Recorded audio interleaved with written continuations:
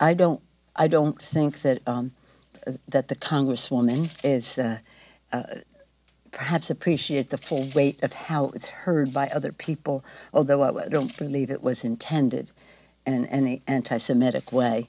But the fact is, if that's how it was interpreted, we have to remove all doubt, as we have done over and over again. We're working now on a resolution.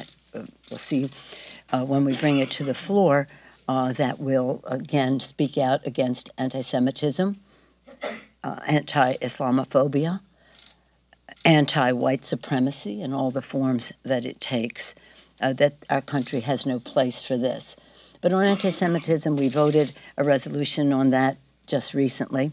When I was a week and a half ago or so at the Munich conference and then in Brussels for the NATO meetings, at every meeting, at every level, at the highest levels, our delegation impressed upon our European allies the importance of fighting anti-Semitism in our countries. This is well before the Ilhan statement that emerged this weekend.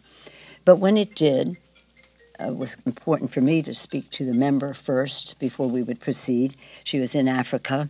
After I spoke to her, members had different tacks they wanted to take, some their individual statements, some thinking we should have a resolution. I thought the resolution should be enlarge the issue to anti-Semitism, anti-Islamophobia, etc., anti-white supremacist, and that it should not mention her name, and that's what we're working on, something that is one resolution addressing these forms of hatred, not mentioning her name, because it's not about her, it's about these forms of hatred. Does she need to apologize? She hasn't apologized. Does she need to apologize? Well, she may need to explain that she did not.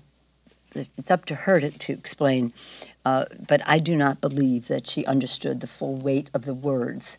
As I say, when you're an advocate out there, as I was, so I appreciate all the enthusiasm that comes into our Congress. I've told you that before. That was me pushing a stroller and carrying those signs. So I understand how advocates come in with their enthusiasms.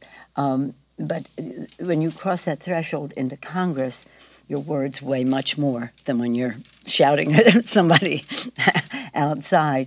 And I feel confident that her words were not based on any anti-Semitic attitude, but that she didn't have a full appreciation of how they landed on other people, where these words have a history and a cultural impact that may have been unknown to her.